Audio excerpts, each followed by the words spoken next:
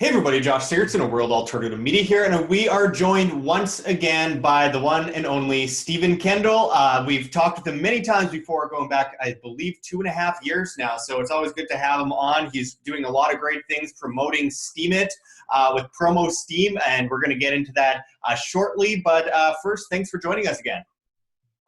Josh, it's absolutely superb to be back on your show. As you know, I'm a massive fan of what you and John are up to. So thanks for having me back on, Josh. Well, we very much appreciate it. We're a fan of what you are doing. And one of the things I wanted to go into starting it off, of course, is Steemit. And for those that aren't aware, I have to make this clear every time we open up a video talking about this. Steemit is, of course, the decentralized social media network on the blockchain. It's through a proxy on the blockchain. People get paid in the upvote of their posts in Steem and SPT, as well as Steem Power. And it's an incredible innovation on the market, considering what you are able to do as an alternative on Steemit from, Facebook, Twitter, Instagram, all these other sites that are heavily centralized, censor people like crazy. And yeah, let's go into this, Stephen. You've been working a lot at PromoSteem. Can you talk about the latest news with Steemit and what you've been up to? Absolutely. Well, just to bring everybody quickly up to speed, it'll be 2 years next week that I first joined Steemit. So obviously I've been blogging now for 2 years. And about 18 months ago, I realized that there was nobody actually promoting Steemit and the Steem blockchain, because obviously it was only about 6 months into, on board. So, of course, I set out Promo UK, which was effectively a promotional part of the community where people will go out, wear T-shirts, hand out flyers, talk to people, go around various cities, towns. And it was very, very successful. So we then lifted Promo UK worldwide, and it then became PromoSteem. Now, PromoSteem is effectively one of the only recognized hashtags on the Steemit community and on the Steem blockchain that is actually promoting Steem. So PromoSteem has been a very, very huge success, and I want to really make sure that I give a massive shout out to everybody around the world. You know, these well over 2,000 people now, all promoting Steemit and the Steem blockchain, all tagging to PromoSteem, hashtag PromoSteem. So it really has been one of the most exciting things that I've seen over the last few years. So PromoSteem.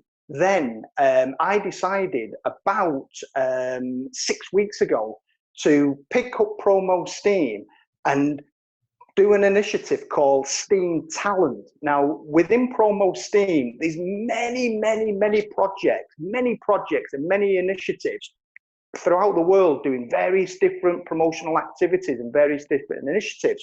But one of the things that I felt was a real game changer was to go back into the social media networks that we've all got online and reach out and identify talent and bring them to the Steemit community. So 6 weeks ago, I changed my whole Twitter profile and LinkedIn profile to hashtag Steem Talent. Now, effectively, that is a talent scout reaching out, educating people online to bring them and encourage them to come to the Steemit community. And Josh, I can tell you, it's been a hell of a 6 weeks. It's been phenomenal. The amount of people that I've spoken to, singers, songwriters, photographers, dancers, celebrities, who are saying, what's this Steemit? Well, that has been a massive success. So hashtag Steem Talent is something that I would like your listeners just to have a look at. It's been phenomenal, really phenomenal. Yeah, it's a growing community at such a vast speed. And, I've noticed over time when I first got on Steemit around July 2016, late July, early August, it was, there's one issue, and that was that it was largely an echo chamber at the beginning. But it has come to a point where there's so many different kinds of people joining the platform that it's separating itself from an echo chamber and becoming a normal social network where people interact and have different ideas and opinions. And it's kind of like a free market, because if people don't like you, they don't upvote you. If people like you, they upvote you. And looking at some people, I recently tried to get Robert Kiyosaki, real estate superstar, on Steemit, and he's very interested. He's working on that right now.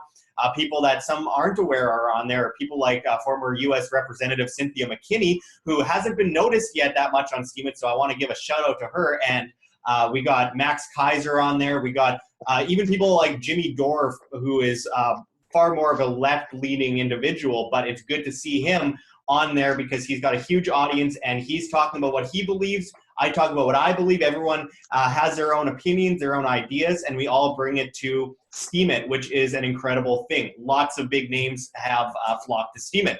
And with that said, Stephen, where do you see this going in the next year or so? Because I've noticed there's a Hardfork, I believe Hardfork 20 coming up. How do you think that Steemit's going to move to the next level as a social media network? Well, when there was a hard fork in March of 2017, where they increased the payout period from 24 hours to 7 days, there was a lot of people that thought that the whole world was caving in around them, because they said, well, if I put a blog up, I can't wait 7 days. I don't want to wait 7 days. Well, I actually remember putting a video out telling people that to scale Steemit and to scale the community, the payout period would effectively have to be extended. Now, at the time, it came as a bit of a shock to a lot of people, because the community had been running for about a year, 2017, March 2017, it was about a year old. And of course, to put out something like that, where they were extending the payout period, was a fundamental change. Now, as far as I'm concerned, I would much rather wait a longer period for my payout on Steemit if it meant that the community was growing. In other words, I would much rather be in a community, say as big as Facebook, and wait maybe 3 months for my rewards, rather than have a small community where effectively you're getting rewarded within 7 days. Now, as far as I'm concerned, Josh, these hard forks that Steemit are going to have, or the Steem blockchain are going to have over the next 2, 3, 4, 5, 6 years, are effectively realigning the growth pattern and the speed of which it's growing with effectively the blockchain. So to have a longer payout period, or to have a various different voting strengths, I believe in order to scale Steemit, we just have to accept what is actually going to go on. So I'm more confident now, after 2 years of the Steem blockchain, than I ever have been. And really what we're seeing at the moment is just a community that is maturing, it's growing. I would probably even still say it's in its infancy, because we've got 1.1 million accounts, we've got around about 60,000 active bloggers or active users. We really are still tiny. But what I'm encouraged by is the various different projects that are being implemented and the various different initiatives that are being talked about. When people come to Steemit, they have a tendency to kind of forget a little bit about the rewards and really concentrate on building what is effectively their own community. So I'm still, after 2 years, still very bullish on Steemit. I would like to maybe see a little bit more of a spread of love as far as the voting goes. I'm very worried at the moment that there might be a concentration of Steem power in a small number, but really in time, in order for it to grow, that has to be spread out. We can only grow as the community matures. And at the age of 52, I feel as though, I'm old enough I've seen it all before, where people get excited. And then, of course, they suddenly, after 2 years, they get bored with it. Well, for me, I've always said it's a 5 to 7 year project. And to be involved in for 2 years and to be where we are now, I'm very, very happy, very, very happy. Yeah, if I had two critiques, it would be, you know, the amount of money that's in the hands of about 19 people, as well as there's an issue with signing up. Some people have to wait a really long time before they get accepted, and some people just never get accepted, which has been a problem when I've been promoting it. People like Robert Kiyosaki, who is one of those guys that if he dropped $100 bill, it would take him more time or more money, cost him more money to turn around and pick it up than to just keep walking. And obviously these kinds of people we need on the platform, and it's difficult when it takes so much time out of their day. So I really hope that anyone that's watching, that's working on Steemit, is paying attention to this, because I mean, I'm a huge fan of Steemit, but I think this needs to be worked on, and it needs to be worked on soon. But with that said, I remember, I think it was like last year, we saw it drop the price of Steem to about 50, 60 cents. And a lot of people said, oh, well, Steem's dead. And then we saw its incremental but massive climb up to $9.50, I believe. And yeah, now we're down at about between $1 and $1.30 back and forth. And it's miserable. It's miserable to all of us. With that said, we have to remember what happened last year. Obviously, it doesn't mean that it's going to repeat, but there's so much value that's untapped in the Steemit platform that I have a very hard time believing that we aren't going to see a massive pull up in or rally in the price of Steem going forward. But what do you think about this talk by someone like Dan Larimer, who is, in my opinion, a genius, talking about pushing Steemit onto the EOS blockchain going forward? Yeah, I think when you introduced me to Steemit in August of 2016, one of the first things that I recognized was both Dan and Ned. You know, I mean, I put out one of my first blogs saying that these guys were geniuses, you know, and really I trust both Dan and Ned with the technology and with the development. Now, obviously, with Dan going off and developing EOS, I've been watching that, and again, another phenomenal development process. Now, to stitch the two together, I'm really leaving it up to these technical guys, Josh, because what I've been doing over the last 2 years is, because of my background it's been technology and commercial and developing systems. Really, I'm leaving it up now to these guys. You know, I mean, I think there's about 30 or 40 guys at Steemit Inc. There's 200-300 developers around the world working on various different applications. And every time I see what these guys are up to, it blows my mind. You know, it really does. And really, when you've got somebody like Dan, who is sort of steering the ship, and Ned, and saying, well, we're going to do this, and I have a tendency to pick up the basics, like the smart media tokens, which I think is phenomenal. But really, I kind of think, right, well, how can we as a community break that down so we can promote it? Because what we have the difficulty in promoting something is, I have a tendency to try and keep it simple. You know, first of all, when I started to talk about the blockchain and Steemit and promote it, I used to get very technical. Now, I actually don't use the term blockchain. And in fact, I don't even use the term cryptocurrency. I just say a token reward. And really, how it actually gets created, whether it's on this smart media token, whether it's on the Steem blockchain, whether it's on the EOS blockchain, really what will actually happen in the future with Steemit is we'll have a community that creates the content, that gets distributed, that gets rewarded, value gets locked in. And really, where it comes from, it's really up to the technical people, because if you start thinking about promoting such a complicated platform to the general public, you can actually wrap yourself up. So what I've done recently with the EOS link is left it up to the technical guys and really just see what happens over the next 6 months. But one thing I just wanted to pick up on something that you've said, Josh. in the 6 weeks that I've been doing Steem Talent, I've had a phenomenal amount of people who have come to me and asked me loads of questions.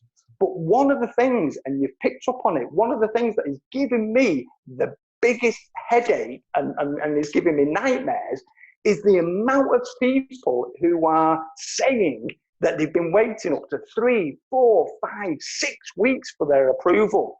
And really, that is the only thing that I am very worried about, because people have a tendency, if you promote something to them, they want to see it, they want to touch it, they want to feel it, they want to get engaged with it.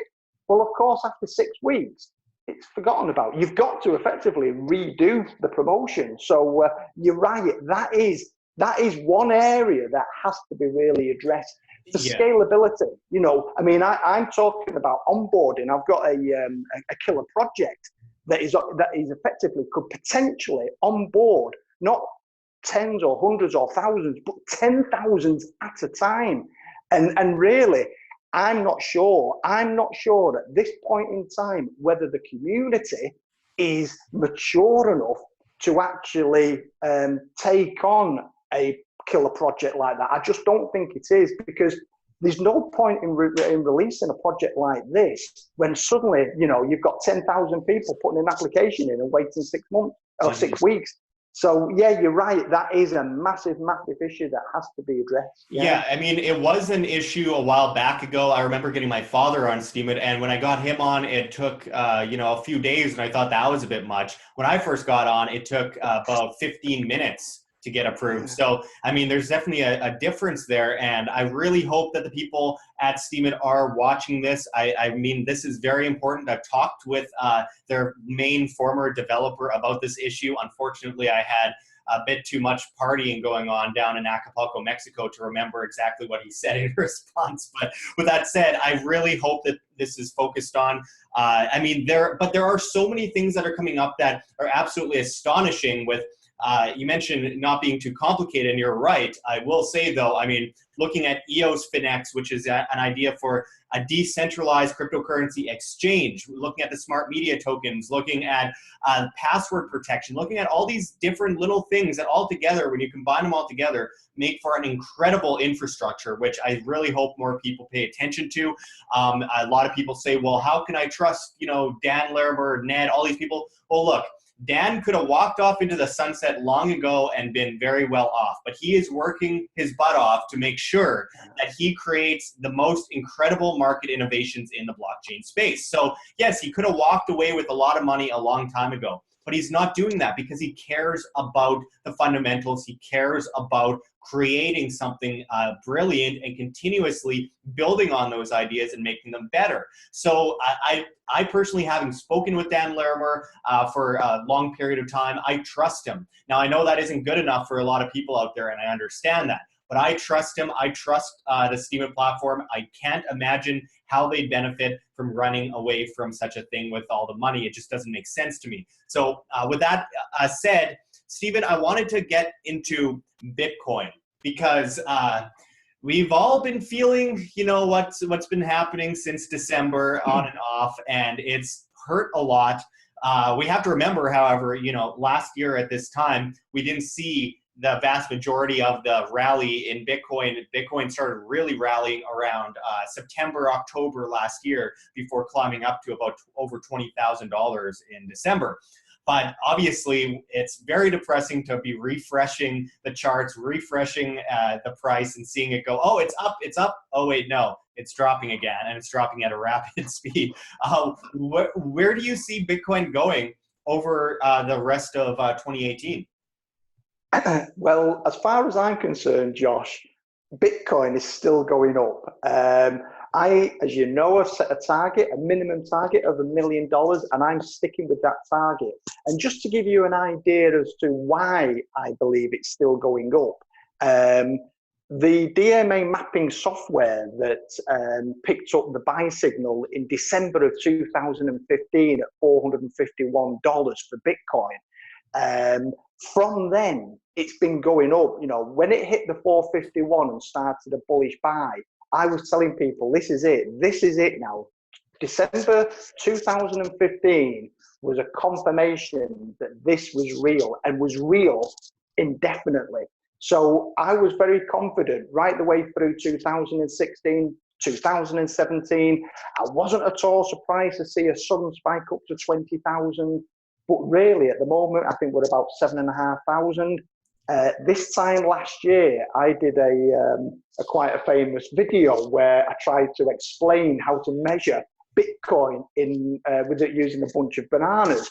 Now, at that time, Bitcoin had just punched through $5,000, and I said that it was going to go from 5, 6, 7, 8, 9. It's going to keep going. There will be the pullback. Now, the pullback that brought it back down to around the 6.5, 6.7. I was down in London about 2-3 weeks ago, and I actually was asked by Steph when I was down in London, where did I feel that Bitcoin was? And I said, well, I'm seeing now a support at around about the 6.7 mark. Well, of course, it went then up to past 8, and now we're back down to about 7.5. Well, as far as I'm concerned, it's still going up. And what you're going to get is you're going to get these sort of oscillations, and these oscillations could be anything from 6 to 10, 10 to 14, back down to 10 again. And when it goes up, you've got to look at the speed that it goes up and the time that it takes to come back down again. And I actually think what we're going to see in 2018 is a retest of the 20,000. And I think what's going to happen when it suddenly starts going back up again, if you watch the time it takes from a certain point, and let's say the certain point was say 9,000, to go from 9 to 20 last time, this time it'll be quicker. And if it's quicker over a period of time, count the number of days. If it's quicker, then that'll tell you that this is going to go up. So as far as I'm concerned, Josh, I'm still long Bitcoin and extremely bullish Bitcoin. And I mean, there is a lot of market manipulation, though. People who watch WAM know that I'm not a fan at all of ETFs, and we've seen what that's done to gold. We've seen what that's done to silver. We've seen the market manipulation there. And interestingly, last week, I believe, the SEC in the United States had turned down the Winklevoss twins contract for an ETF on Bitcoin. And interestingly, their reasoning for that was because it was too prone to market manipulation, which I think is really rich coming from the SEC of all people. But the head of the SEC was in disagreement with the decision and said that she actually wanted an ETF on Bitcoin. Now, we remember last year, the announcement on futures, when that came out, we saw a massive rally in the Bitcoin price, followed by the release of the futures, which led to a massive, I'm not sure if that was the reason behind it, but it was followed by a massive drop in the price of Bitcoin. What do you think about this push to, create ETFs on Bitcoin? Well, when you start looking at futures and ETFs and derivatives for Bitcoin, if you are going to settle the contracts, the contracts in Bitcoin, then I'll say, well, okay, that's fine. But they're not. They're settling these contracts in fiat currency. Now, if they're settling the contracts in fiat currency, as far as I'm concerned, you might as well call them Bitcoin bananas because they mean absolutely nothing. And I had an interview with Max and Stacey last year when they talked about Bitcoin futures. And I said to Max and Stacey, and Max and Stacey agreed that settling contracts in fiat actually could open up a can of worms because people will say, stuff your futures contracts. I don't want your futures contract. It means nothing. Oh, and by the way, what is actually happening with the silver shorts and the gold shorts and the gold derivatives and the silver derivatives? Well, what actually I think could potentially happen if they allowed these garbage paper derivatives on Bitcoin to be used, and would obviously identify manipulation, I actually will think it would give them more problems than allowing them. So I'm not at all surprised that even in 2018, they're still debating whether or not they should have these financial instruments on Bitcoin. Well, they can have all the arguments. They can have all the arguments and discussions in the world. I don't think it. Well, I'm confident it'll never happen. It will never happen, and it won't happen because if it did happen, it would expose the garbage, complete global financial system. And what Bitcoin is exactly the opposite to what the whole global financial system is. So I'm not at all surprised, Josh. And I would stick my neck out and say I don't think we'll ever see. I don't think we'll ever see, because they become meaningless. Would somebody be prepared to sell their Bitcoin because a paper contract was saying it was worth $1? They'll say, stuff your paper contract, I'm going to keep my Bitcoin. So I've said all along, I'm not at all surprised that these things have never materialized at all. Absolutely. And finishing it off, Stephen, I've been very happy to see you being interviewed on some TV shows and other programs over the internet as well, regarding Steemit, Bitcoin, and one of the things that has stood out to me was your bullishness on Digibyte. Now, I wanted to ask you, what is it about Digibyte that stands out to you? Well, funny enough, Josh, I came across Digibyte about a year ago, and I've been following the development of Digibyte. And one of the things that I've always been very excited about is the speed, the transaction speed, and the security of the Digibyte blockchain. There's 5 algorithms for security. There's lightning transactions. It's the fastest. Now, I've been following the Digibyte community offline for about a year. And when I was down in London, I was asked by Steph, the host, to give me one coin other than Bitcoin and Steem. Give me one coin. And of course, I just said Digibyte, Digibyte. And at the time, Steph said, well, why Digibyte? And I said, well, because it's lightning fast. It's one of the quickest, it's the fastest. And I've been following the developments of this one road, one belt infrastructure, which is effectively going to link China to Europe with goods and services being transferred. It's like the old Silk Road. Absolutely, 100%. And what's going to happen in the future, goods and services are going to be traded on the blockchain. Goods and services are going to pass from one location to another along the blockchain. And I think what could potentially happen is a coin like Digibyte, and I think Digibyte could well be the coin, will be used for transferring goods and services, along the one road, one belt scenario. Now, when I mentioned off the cuff Digibyte, I was down in London. On my way home, I just put out a tweet. And I said something like, I've been in an interview, mentioned Digibyte as one of the most undervalued coins because of its speed. Bang, tweet went out. I was amazed the number of people who picked up on it, commented it, retweeted it, and I suddenly thought, well, hang on a minute, why is this triggered such a massive thing? And then I found a community, which is a very passionate community, who obviously are all talking about Digibyte. They own Digibyte. They understand Digibyte, and they understand the methodology of Digibyte, and they are a very, very passionate bunch of guys. And I started to then calculate what I thought was the community, the global community. And I got up to 150,000 people worldwide are passionate about Digibyte. Compare that with about 50 to 60,000 on Steemit. Now, at that point, I then thought, well, hang on a minute. I've got this Steem talent that I'm building up. It's only, at the time, I think it was about 4 weeks old. I then started to introduce the whole of the DigiByte community. I'm not just talking one guy or a bunch of guys. I'm talking of 150,000 people, introducing 150,000 people to come and join Steemit.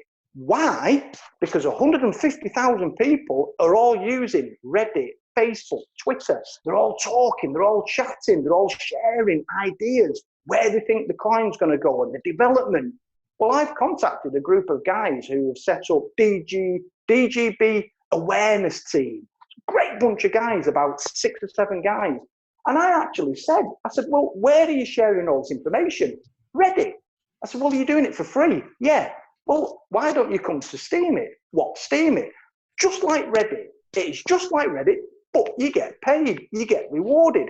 You can bring the whole of the 150,000 community into the Steemit community and start talking about DigiByte. At that point, I was then in a meeting with a good bunch of guys that I've known for many years in business. And I just happened to mention what had gone on. And somebody said to me in the meeting, there was about 12 of us, they said, what is your passion for Steemit? What is your passion for you? You've been talking about it now for 2 years. What's your passion? And I said, I want Steemit to become the Reddit of cryptocurrency. And they went, well, what does that mean? Are you talking about everybody who's into cryptocurrency uses Steemit? I said, well, yeah, because what we could effectively have, we would have communities inside the community. So we could effectively bring 150,000 people to Steemit, and they've practically got a ready-made town. So as Steemit grows, these towns will actually be self-sufficient within the Steemit community. So I was shocked. I knew that the DigiByte coin and the DigiByte blockchain was good. I knew that, but what I didn't know, and I was really surprised, was how passionate the DigiByte community is. And one of the things that I would like you to do, if possible, Josh, when you share this video, tag the DigiByte community. Tag hashtag DGBAT, DGB awareness team, and watch them pick up on it. So I would like to say a massive shout out to all the guys that have picked up on all the tweets that I've talked about over the last 2 weeks on Twitter about DigiByte and retweeted them, because my Twitter account has exploded because of DigiByte.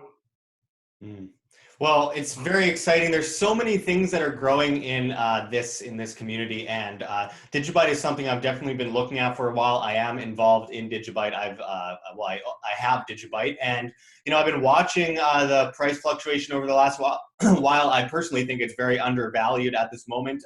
Looking at DigiByte, looking at Steem, looking at Bitcoin, right now in this market, I think most things are very undervalued. But of course, always do your own due diligence, people, and make sure that you understand what you're getting into. And Stephen, wrapping it up, where can people find more of your work and support the work that you do? Okay, well, I'm trying to narrow my my platforms down to 3 now. So I'm actually only exposed now on Steemit, on LinkedIn, and on Twitter. Now, on Twitter, it's at Stephen P. Kendal. So it's Stephen with a PHP Kendal. And on Steemit, it's at Stephen Kendal. Now, a lot of people that are joining me now on Twitter are actually joining me because they want to know more about Steemit. So I would say if people aren't on Steemit, if they see this video, pop onto Twitter, have a look at what we're doing on Twitter, and you'll see that it's all the profiles. It's all about hashtag Steem Talent. Most of my blogs now are talking about hashtag Steem Talent and PromoSteem. So it's really on Twitter that people get hold of me, Josh.